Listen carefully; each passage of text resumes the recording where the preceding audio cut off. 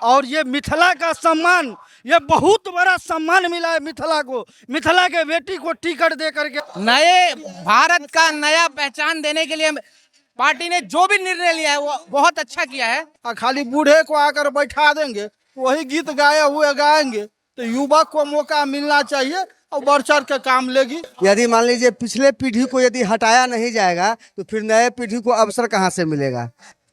यहाँ की तो ये भी नहीं है।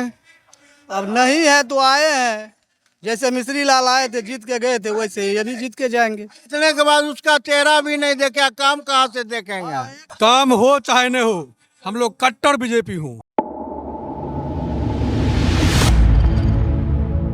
नमस्कार, आप देख रहे हैं लोकल लेंस और मैं हूं आपके साथ राहुल तिवारी। और अभी मैं मौजूद हूं अलीनगर में और यहां से जो है वो मिश्री लाल यादव का टिकट काट करके मैथिली ठाकुर को एनडीए की ओर से दिया गया है। हम लोगों से बात करते हैं और जानते हैं कि एनडीए के इस फैसले से लोग कितना खुश हैं। मैथिली ठाकुर नो डाउट बहुमत से। हाँ, मिश्री लाल यादव का टिकट काट करके मैथिली ठाकुर को दिया गया, लोग विरोध कर रहे हैं। वो ऊपर भाजपा से कहीं न कहीं हटने का काम किया और ये मिथिला का सम्मान, ये बहुत बड़ा सम्मान मिला है मिथिला को। मिथिला के बेटी को टिकट दे करके अलीनगर का जनता इनको जिताने का कार्य करेगा। इसके लिए हम लोग इनको पूरे सपोर्ट है और इनको भारी मतों से जिताएंगे। मिश्री लाल यादव खुद इस्तीफा दिया है, पार्टी ने कोई भी निर्णय नहीं लिया इनको इस्तीफा देने के लिए, ये खुद निर्णय लेकर के इस्तीफा दे करके लिया।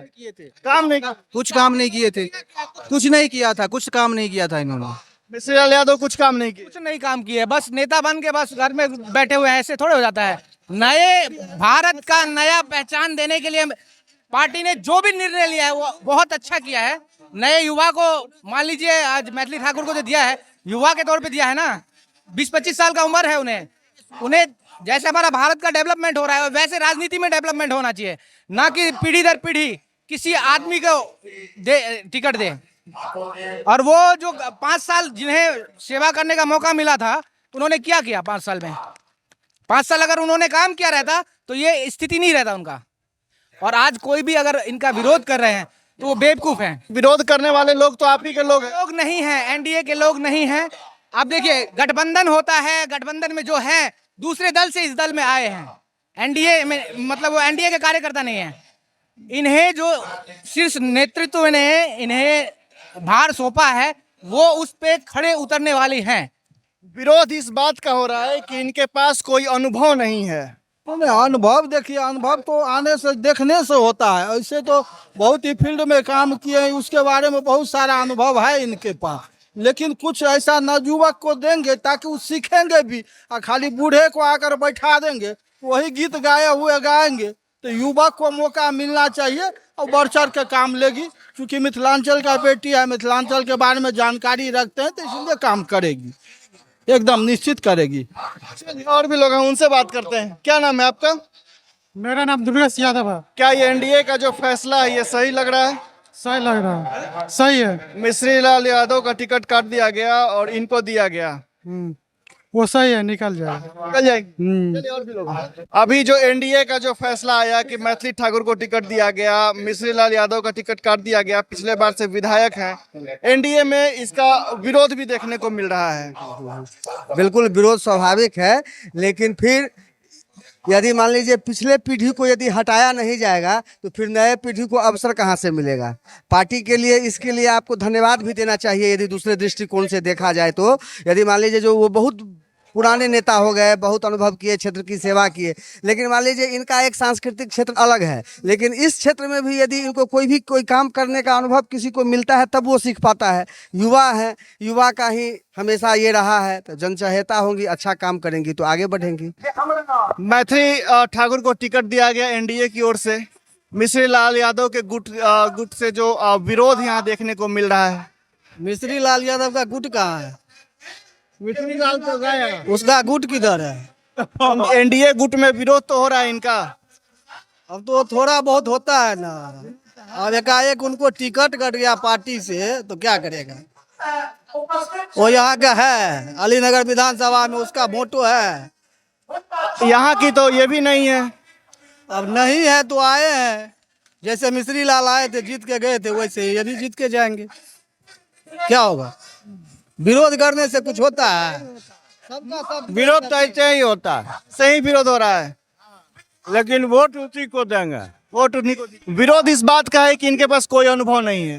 अनुभव तो बहुत है इनके पास, ऐसा कुछ बात नहीं है। मिथिलांचल के बेटी मिथिला है, अनुभव है इनके अंदर। राजनीतिक अनुभव कहाँ है? हो जाएंगे, नहीं है तो हो जाएंगे ना। को अनुभव है, मिश्री लाल को बोले ना अनुभव है।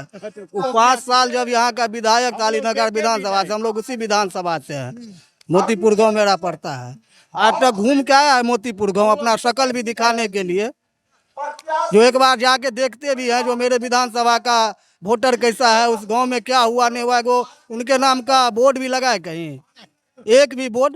उनका नाम का पूरे विधानसभा में वोट नहीं। विधानसभा का हम बात नहीं करते, हम तो विधानसभा नहीं घूमते हैं, लेकिन हम अपने पंचायत का तो जरूर बात करेंगे जो एक वोट नहीं उनके नाम का लगा है। कहीं भी कहीं नहीं वोट लगा हुआ है।